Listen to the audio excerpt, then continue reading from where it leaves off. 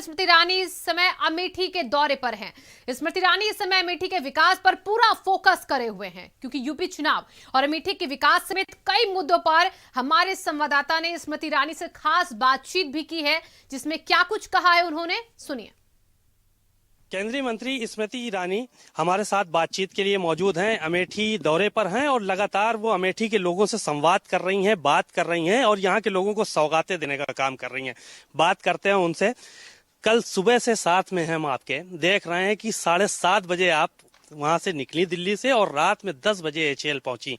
तो यहाँ की जनता भी लगातार देख रहे हैं कि भीड़ लगी हुई है, लोगों को तमाम सौगातें देने का काम कर रही हैं। तो क्या लगता है कि 2022 के जो चुनाव आ रहे हैं उसमें इस बार अमेठी में भारतीय जनता पार्टी का एक बार फिर झंडा गड़ेगा, झंडा बुलंद होगा? देखिए, मेरा अमेठी से रिश्ता 2014 में स्थापित हुआ था और शायद ही कभी किसी लोकसभा क्षेत्र में हारने के बाद कोई कैंडिडेट, कोई प्रत्याशी लौटा हो।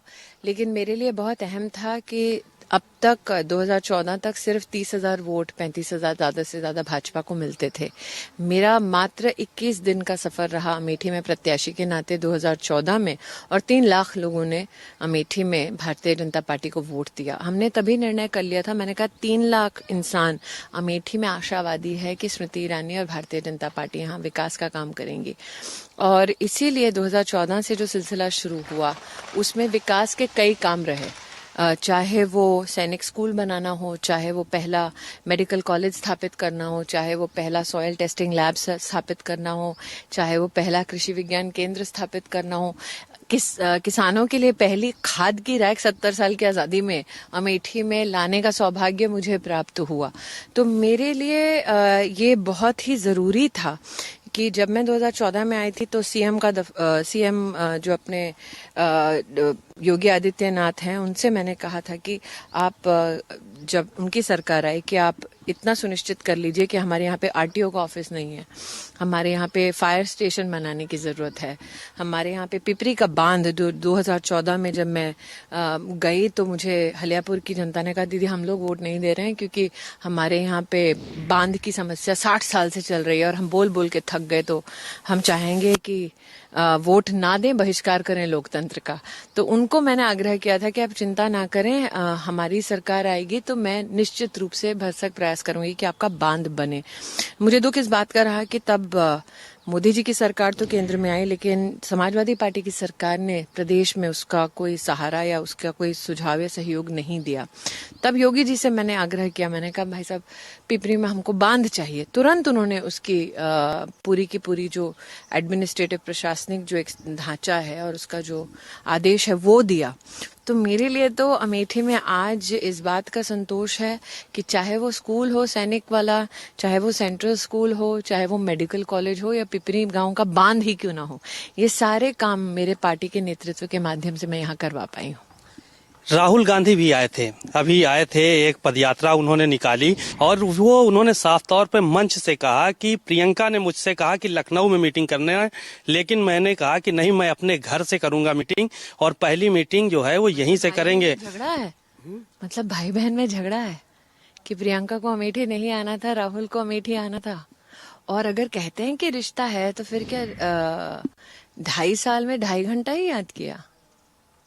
जिस सड़क पे चले वो सड़क बनाई किसने, पूछ लीजिएगा कभी। कह रहे हैं राहुल गांधी ने ही यहाँ का विकास किया। यहाँ तमाम कांग्रेसी नेता जो है वो यही कह रहे हैं कि राहुल गांधी का ने विकास किया। मेडिकल कॉलेज कब बनाया था सरकार ने, बता दें? कृषि विज्ञान केंद्र कब बनाया था सरकार ने? आयुष का केंद्र कब बनाया था सरकार ने? बता दें कि खाद की रैक पहली बार कब आई? बता दें कि यहाँ पर सॉइल टेस्टिंग लैब कब आया? बता दें अमेठी बाईपास किसने बनाया? अनलेस कांग्रेस वाले आपको ये कह रहे हैं कि अब उनका नेता नरेंद्र मोदी है। कांग्रेस वाले ये कह रहे हैं कि उनका नेता नरेंद्र मोदी है, लेकिन अब हिंदू और हिंदुत्व की लड़ाई शुरू हो गई है। राहुल गांधी ट्वीट कर रहे हैं। एक सेकेंड, हिंदू और हिंदुत्व की लड़ाई नहीं होती है। राहुल गांधी की हिंदुत्व से लड़ाई हो सकती है या हिंदू धर्म से लड़ाई हो सकती है, हिंदू और हिंदुत्व की लड़ाई नहीं हो सकती। वो कह रहे हैं हिंदू अलग है, हिंदुत्व अलग है। जो हिंदुत्ववादी लोग हैं वो गोडसे की विचारधारा को मानने वाले हैं लोग। एक सेकेंड भाई साहब, राहुल गांधी के नेता ने गाय काटी केरल में, अगर वो हिंदू हैं, केरल के सांसद है ना, क्यों कटवाई? नमाज पढ़ते हैं आके चुनाव में, कोर्ट के ऊपर जनेऊ पहनते हैं और अपने आप को हिंदू कहते हैं। हिंदू कभी इस प्रकार का पाखंड नहीं करता, ना गायें कटवाता है, ना गंगा स्नान का अपमान करता है। विचारधारा की लड़ाई बता रहे हैं कि विचारधारा की है ना अपने आप को। तो ना हिंदू कोर्ट के ऊपर जनेऊ पहनता है, ना केरल में गायें कटवाता है अपने नेतृत्व में, ठीक है, ना किसी के गंगा स्नान का अपमान करता है। विचारधारा तो छोड़ दीजिए, सनातन धर्म ना समझे हो तो वो मेरी गलती नहीं है। विचारधारा की लड़ाई, लेकिन राहुल गांधी बताते हैं कि ये विचारधारा की लड़ाई है। जो अच्छी विचार जी किस विचारधारा से लड़ रहे हैं? मेरी विचारधारा, मेरी पार्टी की राष्ट्रीयता है, उससे लड़ रहे हैं। मेरी विचारधारा से लड़ रहे हैं। मेरी विचारधारा है कि राष्ट्र सर्वोपरि है, उससे लड़ रहे हैं। ये सवाल तो राहुल गांधी से पूछने वाला है। भारत समाचार से बतियाएंगे बिना, अगर आप स्क्रिप्ट दें तो बात कर पाएंगे। भारत समाचार तो छोड़िए, अमेठी का दम भरते हैं ना। अमेठी के 10 मजरों का और 10 गांवों का नाम बिना कागज पढ़े बता सकते हैं? तो उनको नाम भी नहीं मालूम है यहाँ के मजरों के गाँव के। आप टेस्ट कर लीजिए, मेरे सामने बुला लीजिए, मैं आपको 10 मजरे और 10 गांव के नाम बता दूं। राहुल जी को बता दें कौन सी विधानसभा में। डिबेट के लिए तैयार हैं आप राहुल गांधी से? मेरे को तो कोई दिक्कत नहीं भैया, क्योंकि हमने तो धरातल पे काम किया है ना। लेकिन 50 साल से इस खानदान ने यहाँ पे राज किया। मैं कहती हूँ बिना कागज पढ़े मैं 10-10 गांवों के नाम बता दूं, बता दें कौन सी विधानसभा में। ये चुनौती स्वीकार करेंगे? मैं उनकी ये चुनौती स्वीकार कर सकती हूँ। वायनाड से सांसद है, लेकिन यहाँ पे आए, लोगों का ये कहना है कभी घर छोड़ के भागता नहीं है। अब नारा दिया है प्रियंका गांधी ने, लड़की हूँ लड़ सकती हूँ, लगातार मैराथन दौड़ करा रही हैं और वो लड़ सकती हूँ, अमेठी लड़का लेके आती हूँ। भाई है उनका। हाँ, लड़का तो है ना, लेकिन उनको नहीं आना था। उन्हीं के भाई ने कहा प्रियंका जी को लखनऊ रहना था, अमेठी नहीं आना था। ये राहुल जी का वक्तव्य है ना आपने कहा। तो मतलब राहुल जी कह रहे हैं बहन को अमेठी आना नहीं था।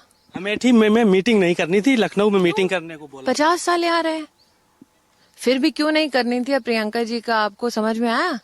क्योंकि यहाँ पर भी 2 दिन का कार्यक्रम बोल के 2.5 घंटे के लिए आए, और वो भी जो लोग लेके आए छत्तीसगढ़, मध्य प्रदेश और उत्तर प्रदेश के बाकी भागों से लेके आए। तो यहाँ के लोग नहीं थे? आपको बता रही हूँ, सारे पूरे अमेठी को मालूम है।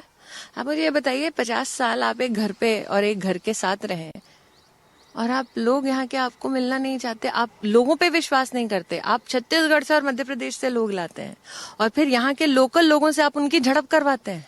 अमेठी के लोगों को धक्का मुक्की करवाते हैं। इतना प्यार है अमेठी से उनको कि स्थानीय लोगों को धक्का खिलवाएं। ये प्यार है?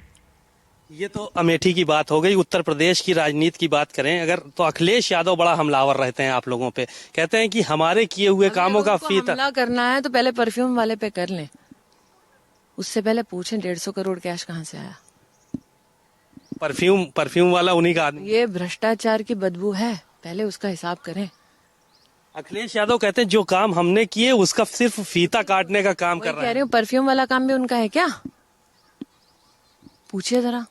चलिए भैया, हम काम पे निकल। एक आखिरी सवाल और ले लीजिए। आपकी किताब की बात चल रही थी अभी, उसमें लाल सलाम किताब, ये कॉन्सेप्ट कहाँ से आया आपके दिमाग में और काफी अच्छी चर्चा में है किताब? 2010-11 में हमारे जो सीआरपीएफ के जवान शहीद हुए नक्सल हमले में, उनके संदर्भ में एक टीवी पे डिबेट चल रही थी।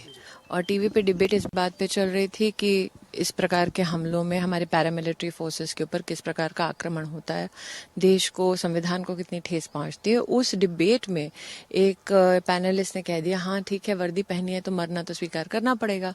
तो उस बात से मैं आक्रोशित हो गई और वो कहानी, वहां से शुरुआत हुई इस कहानी की, जो एक फिक्शन के अंदाज में मैंने लिखी है। और मैं बहुत आभारी हूँ कि मुझे मेरे भाइयों का, और एक विशेष भाई हैं जो शायद ये इंटरव्यू सुन रहे हैं, उनका विशेष आशीर्वाद मिला है। उन्होंने दिल्ली आके मुझे आशीर्वाद दिया मेरी किताब के लिए, जिसके लिए मैं अनुग्रहित हूँ।